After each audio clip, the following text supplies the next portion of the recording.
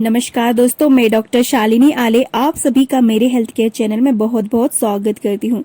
दोस्तों, आज हम बेड वेटिंग यानी कि बिस्तर गीला करना, बच्चों के द्वारा बिस्तर गीला किए जाने वाली बीमारी के बारे में बातें करेंगे और इस बीमारी को नक्टर्नल एन्यूरेसिस भी कहा जाता है। दोस्तों, तो आओ चलो स्टार्ट करते हैं।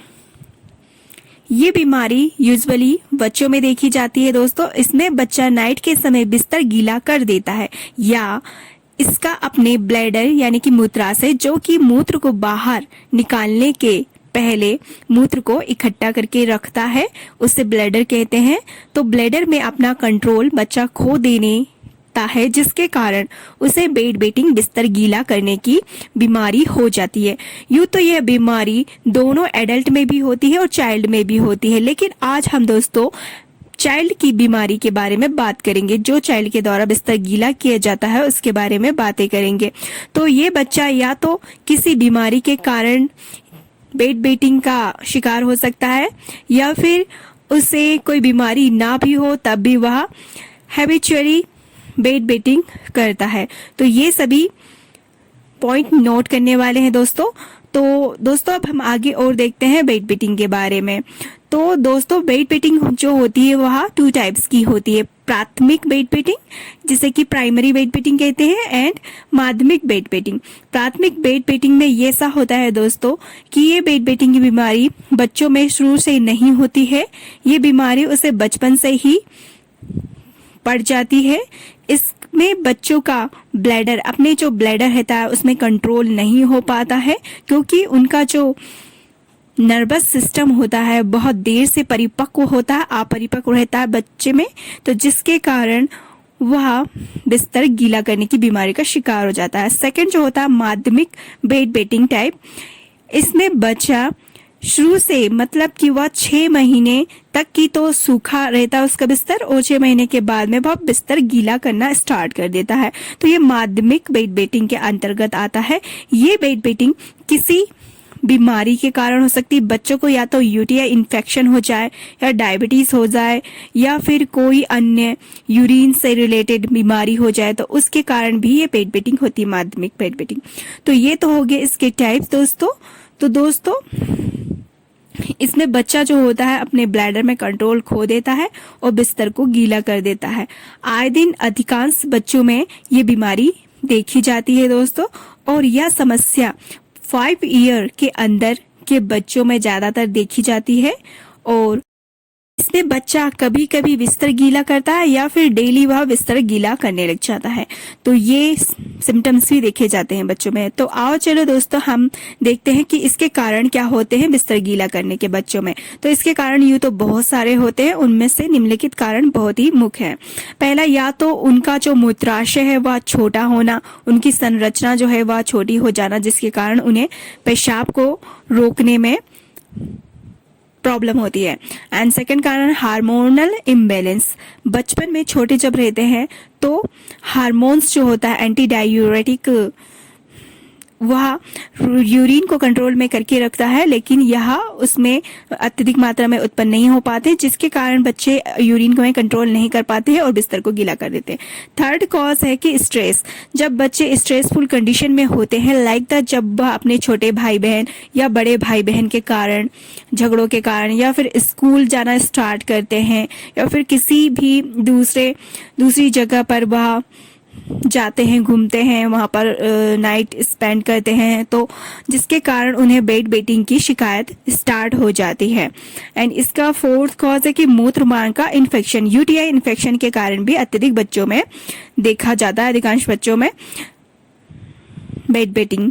एंड इसके अलावा स्लीप एपनिया यदि बच्चों में हो तब भी हमें बेड वेटिंग देखी जाती है।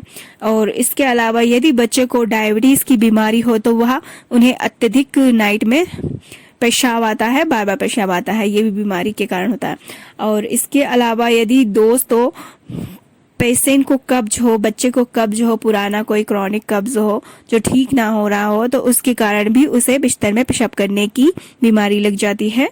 और इसके अलावा यदि वॉर्म इन्फेक्शन उनके पेट में हो तब भी यह बेड वेटिंग देखने को मिलती है। और इसके अलावा यदि कोई इमोशनल प्रॉब्लम है बच्चों में तो इसका कारण भी बेड वेटिंग बिस्तर में गीला करता हुआ।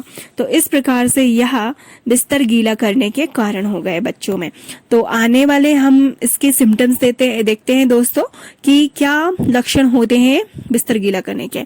तो पहला लक्षण होता है कि वह दिन में ही बिस्तर गीला करने लग जाता है। सेकंड लक्षण है कि पेशाब करते समय वह बहुत ही स्ट्रेसफुल कंडीशन में होता है, बहुत ही चिड़चिड़ा होता है और जिसके कारण उसे पेशाब जो होता है वह बिस्तर में ही कर देता है। इसके अलावा पेशेंट का जो पेशाब होता है बच्चों का वह गुलाबी कलर का मटमैला सा, और कभी कभी वह अपने जांघिया में या पैजामे में ही पेशाब कर देता है, तो उसमें हमें खून के दाग धब्बे भी नजर आते हैं। और थर्ड जो है सिम्टम्स वह कब्ज होना। यदि बच्चों को कब्ज होता है तो ये भी एक लक्षण होते हैं पेट वेटिंग के। एंड आगे का लक्षण है पेशाब करते समय बच्चों को दर्द होना, उनका पेशाब लाल कलर का या फिर पिंक कलर का आना, उनके स्टूल जो है वह हार्ड हो जाना, साथ में उन्हें स्नोरिंग खर्राटे भी आना, ये सभी लक्षण जो होते हैं वह बिस्तर गीला करते समय उन्हें देखने को मिलते हैं। तो ये सभी लक्षण थे जो कि बिस्तर गीला करने वाले बच्चों में देखे जाते हैं। दोस्तों अब हम होम्योपैथी मेडिसिन के बारे में जानकारी प्राप्त करेंगे जो कि बच्चों के द्वारा बिस्तर गीला करने के लिए बहुत ही उपयुक्त, बहुत ही यूजफुल है। तो पहली मेडिसिन है हमारी दोस्तों होम्योपैथी फेरम फास्फोरिकम।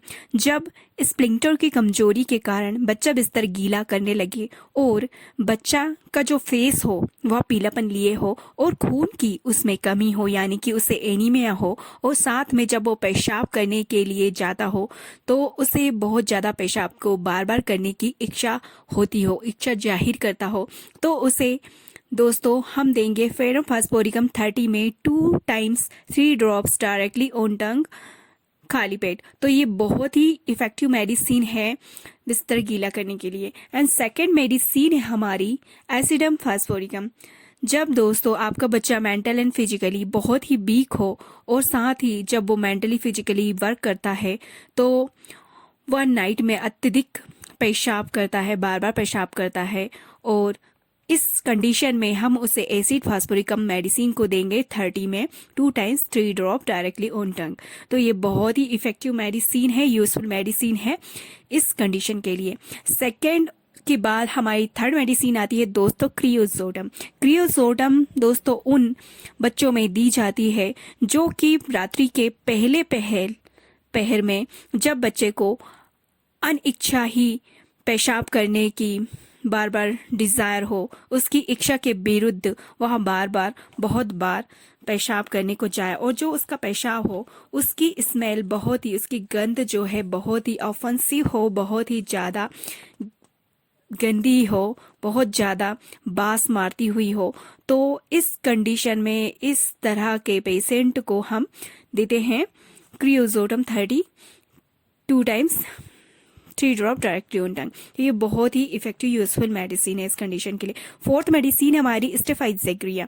तो यह मेडिसिन जो होती है दोस्तों अपने उन बच्चों में दी जाती है जिनको पेशाब में कंट्रोल नहीं होता है, जिनका नेचर जो होता है बहुत ही चिड़चिड़ा होता है, उनका नर्वस सिस्टम जो होता है बहुत ही कमजोर होता है, जिसके कारण उनका अपने यूरिनरी फंक्शन में ब्लैडर में अफेक्ट करता है, कंट्रोल नहीं होता है, और जिसके कारण उन्हें बार बार पेशाब आती है और अत्यधिक मात्रा में आती है। तो इस तरह के सिम्टम्स में हम बच्चों को देंगे स्टेफाइजेग्रिया 30 3 times या 2 times 3 drop डायरेक्टली ऑन टंग खाली पेट। तो ये मेडिसिन जो है बहुत ही इफेक्टिव मेडिसिन है इस कंडीशन के लिए। तो इस तरह से मैंने आपको 4 मेडिसिन बताई है दोस्तों, जिसका आप यूज करके अपने बच्चों को पेशाब गीला करने की आदत से मुक्त कर सकते हैं। और दोस्तों आगे मैं मिलती हूँ इसी तरह के यूजफुल इंफॉर्मेटिव वीडियो के साथ में। तब तक के लिए दोस्तों अपना ख्याल रखिए, अपने फैमिली का ख्याल रखिए। टेक केयर, नमस्ते, धन्यवाद।